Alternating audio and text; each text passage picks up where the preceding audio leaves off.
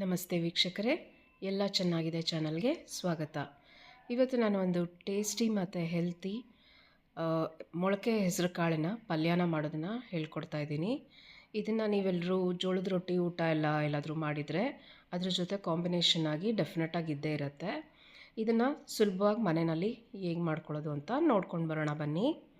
ಇದಕ್ಕೆ ಬೇಕಾಗಿರುವ ಸಾಮಗ್ರಿಗಳು: ನಾನಿಲ್ಲಿ 1/4 kg ಆಗುವಷ್ಟು ಹೆಸರು ಕಾಳನ್ನು ನೆನೆಸಿ 8 ರಿಂದ 9 ಅವರ್ ನೆನೆಸಿ ಅದನ್ನು ನೆಕ್ಸ್ಟ್ 2 ದಿನ ಒಂದು ಬಟ್ಟೆನಲ್ಲಿ ಕಟ್ಟಿಟ್ರೆ ಮೊಳಕೆ ಬಂದಿರುತ್ತೆ. ಮತ್ತು ಒಂದು ಅರ್ಧ ತೆಂಗಿನಕಾಯಿ ತುರಿ ಮತ್ತು ಒಂದು ನಿಂಬೆಹಣ್ಣು ಗಾತ್ರದಷ್ಟು ಹುಣಸೆಹಣ್ಣನ್ನು ನೆನೆ ಹಾಕ್ಕೊಂಡಿದ್ದೀನಿ. ಈರುಳ್ಳಿ, ಟೊಮ್ಯಾಟೊ, 4 ಹಸಿಮೆಣಸಿನ್ಕಾಯಿ, ಒಂದು 6-7 ಬೆಳ್ಳುಳ್ಳಿನ ಜಜ್ಜಿಟ್ಕೊಂಡಿದ್ದೀನಿ. ಕರಿಬೇವಿನ ಸೊಪ್ಪು ಮತ್ತು ಕೊತ್ತಂಬರಿ ಸೊಪ್ಪನ್ನು ತೊಗೊಂಡಿದ್ದೀನಿ. ಇಲ್ಲಿ ಒಂದು ಕುಕ್ಕರ್ಗೆ 2 ಚಮಚ ಆಗೋಷ್ಟು ಎಣ್ಣೆನ ಹಾಕ್ಕೊಳ್ಳೋಣ. ಎಣ್ಣೆ ಬಿಸಿಯಾದ ನಂತರ ಅದಕ್ಕೆ 1 ಚಮಚ ಸಾಸಿವೆ ಮತ್ತು 1 ಚಮಚದಷ್ಟು ಜೀರಿಗೆನ ಹಾಕ್ಕೊಳ್ಳೋಣ. ಇದು ಚಟಪಟ ಅನ್ನೋ ಅಷ್ಟರಲ್ಲಿ ಸ್ವಲ್ಪ ಹಿಂಗನ್ನು ಸೇರಿಸ್ಕೊಳ್ಳೋಣ. ಕಾಳುಗಳನ್ನು ಬಳಸ್ತಾ ಇರೋದ್ರಿಂದ ಹಿಂಗೆ ಹಾಕಿದ್ರೆ ಡೈಜೆಷನ್ಗೆ ಉತ್ತಮ. ಹಾಗಾಗಿ ಹಿಂಗನ್ನು ಹಾಕಿದ್ದೀನಿ. ಹಾಗೆ ಇದಕ್ಕೆ ಜಜ್ಜಿರೋ ಅಂಥ ಬೆಳ್ಳುಳ್ಳಿನ ಹಾಕ್ಕೊಳ್ಳೋಣ. ಬೆಳ್ಳುಳ್ಳಿ ಇದಕ್ಕೆ ಜಾಸ್ತಿ ಹಾಕಿದಷ್ಟು ಟೇಸ್ಟು ತುಂಬ ಚೆನ್ನಾಗಾಗತ್ತೆ. ಹಾಗೆ ಬೆಳ್ಳುಳ್ಳಿ ಹಾಕೋದ್ರಿಂದ ಅನೇಕ ಔಷಧೀಯ ಬೆನಿಫಿಟ್ಸ್ ನಮಗೆ ಸಿಗತ್ತೆ. ಹಾಗಾಗಿ ಬೆಳ್ಳುಳ್ಳಿ ಹಾಕಿದ್ದೀನಿ. ಹಾಗೆ ಹಸಿಮೆಣಸಿನ್ಕಾಯಿ, 4 ಹಸಿಮೆಣಸಿನ್ಕಾಯಿ ಮತ್ತು ಸ್ವಲ್ಪ ಕರಿಬೇವಿನ ಸೊಪ್ಪನ್ನು ಹಾಕ್ಕೊಂಡು ಇದನ್ನು ಸ್ವಲ್ಪ ಫ್ರೈ ಮಾಡ್ಕೊಳ್ಳೋಣ. ಈ ಪಲ್ಯ ತುಂಬ ಸಿಂಪಲ್ಲಾಗಿರುತ್ತೆ, ಅಷ್ಟೇ ಟೇಸ್ಟಿಯಾಗಿ ಕೂಡ ಆಗುತ್ತೆ. ಜೋಳದ ರೊಟ್ಟಿ ಅಲ್ದಿರ ಚಪಾತಿ ಜೊತೆನೂ ತುಂಬ ಒಳ್ಳೆ ಕಾಂಬಿನೇಷನ್ ಆಗಿರುತ್ತೆ. ಈಗ ನಾನು ಈರುಳ್ಳಿನ ಹಾಕ್ಕೊಳ್ತಾ ಇದ್ದೀನಿ. ಸುಮಾರು 2 ಸಣ್ಣ ಈರುಳ್ಳಿನ ತೊಗೊಂಡಿದ್ದೀನಿ. ಇದನ್ನೊಂದು ಸ್ವಲ್ಪ ಫ್ರೈ ಮಾಡೋಣ. ಆಮೇಲೆ 2 ನಾಟಿ ಟೊಮ್ಯಾಟೋನ ತೊಗೊಂಡಿದ್ದೀನಿ, ಅದನ್ನು ಸಹ ಹಾಕ್ಕೊಳ್ಳೋಣ. ಈ ಪಲ್ಯ ನಿಮಗೆ ಮೊಳಕೆ ಕಾಳು ನಿಮ್ಮ ಮನೆಯಲ್ಲಿ ರೆಡಿ ಇದ್ದರೆ ಈಸಿಯಾಗೆ ವಿತಿನ್ 10 ಮಿನಿಟ್ಸ್ ಮಾಡ್ಕೊಳ್ಬೋದು. ಬ್ರೇಕ್ಫಾಸ್ಟ್ ಮತ್ತು ಡಿನ್ನರ್ಗೆ, ಅಥವಾ ನೀವು ಹಾಗೆ ಡಯಟಲ್ಲಿದ್ದರೆ ಬರೀ ಪಲ್ಯ ಮಾತ್ರನೇ ಕೂಡ ತಿನ್ಬೋದು.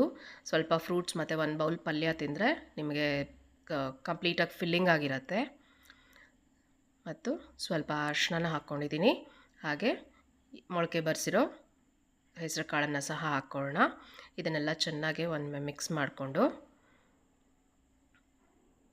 ಈಗ ಇದಕ್ಕೆ ರುಚಿಗೆ ತಕ್ಕಷ್ಟು ಉಪ್ಪನ್ನು ಸೇರಿಸೋಣ. ನಾನಿಲ್ಲಿ ಕಲ್ಲುಪ್ಪನ್ನು ಬಳಸ್ತಾ ಇದ್ದೀನಿ. ಆಮೇಲೆ ಬೇಕಾದಮೇಲೆ ಬೆಂದ ಮೇಲೆ ಸಹ ನೋಡಿಕೊಂಡು ಹಾಕ್ಕೊಳ್ಬೋದು.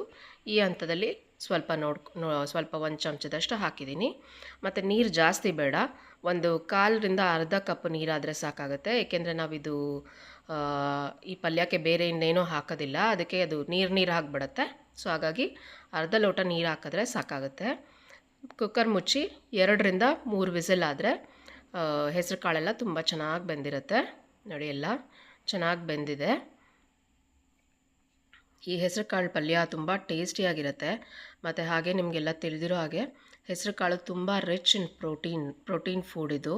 ಹಾಗೆ ಮೊಳಕೆ ಬರೆಸಿದ ಕಾಳಲ್ಲಿ 30% ಹೆಚ್ಚು ಪ್ರೋಟೀನ್ ಅಂಶ ಆಗಿರುತ್ತೆ. ಹಾಗಾಗಿ ಮೊಳಕೆ ಕಾಳುಗಳನ್ನು ಬಳಸೋದು ಆರೋಗ್ಯಕ್ಕೆ ತುಂಬಾ ಉತ್ತಮ. ಹಾಗೆ ದೇಹಕ್ಕೆ ತಂಪು ಕೂಡ ಕೊಡುತ್ತೆ. ಈಗ ನಾನು ನೆನೆಸಿಟ್ಕೊಂಡಿರೋಂಥ ಹುಣಸೆ ರಸನ ಸೇರಿಸ್ತಾ ಇದ್ದೀನಿ. ನೀವು ಹುಣಸೆ ರಸ ಹೆಚ್ಚು ಕಡಿಮೆ ಮಾಡ್ಕೊಳ್ಬೋದು. ಟೊಮ್ಯಾಟೊ ಜಾಸ್ತಿ ಹಾಕ್ಕೊಂಡಿದ್ರೆ ಹುಣಸೆಹಣ್ಣು ಸ್ವಲ್ಪ ಕಡಿಮೆ ಹಾಕ್ಕೊಳ್ಳಿ. ಇಲ್ಲ ಆ್ಯಪಲ್ ಟೊಮ್ಯಾಟೊ ಹಾಕ್ಕೊಂಡಿದ್ರೆ ಹುಣಸೆಹಣ್ಣು ಸ್ವಲ್ಪ ಜಾಸ್ತಿ ಬೇಕಾಗತ್ತೆ.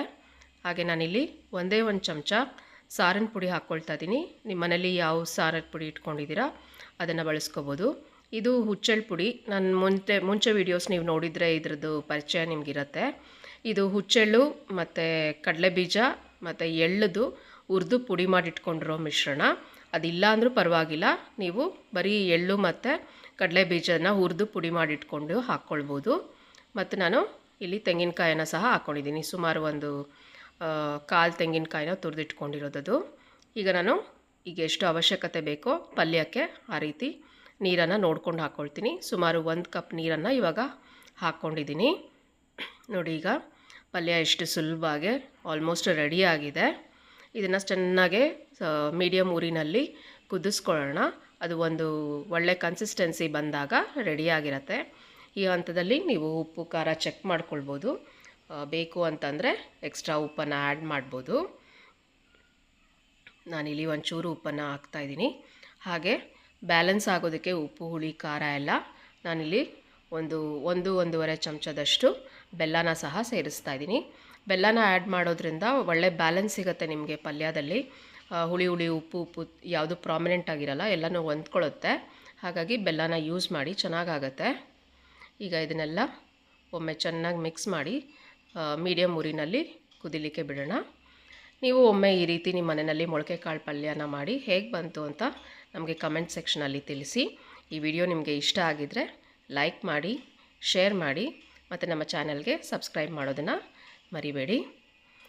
ಈಗ ನಾವು ಕೊನೆಯದಾಗಿ ನೋಡಿ ಸಣ್ಣ ಉರಿನಲ್ಲಿ ಕುದಿಲಿಕ್ಕೆ ಬಿಟ್ಟಾಯಿತು. ಈಗ ಸ್ವಲ್ಪ ಕೊತ್ತಂಬರಿ ಸೊಪ್ಪನ್ನು ಹಾಕಿ ಚೆನ್ನಾಗಿ ಮಿಕ್ಸ್ ಮಾಡಿಕೊಂಡ್ರೆ ನಿಮಗೆ ಹೆಸರು ಕಾಳು ಪಲ್ಯ ಚಪಾತಿ ಜೊತೆ ರೊಟ್ಟಿ ಜೊತೆ ತಿನ್ನೋದಕ್ಕೆ ತುಂಬ ಟೇಸ್ಟಿಯಾಗಿ ರೆಡಿಯಾಗಿರುತ್ತೆ.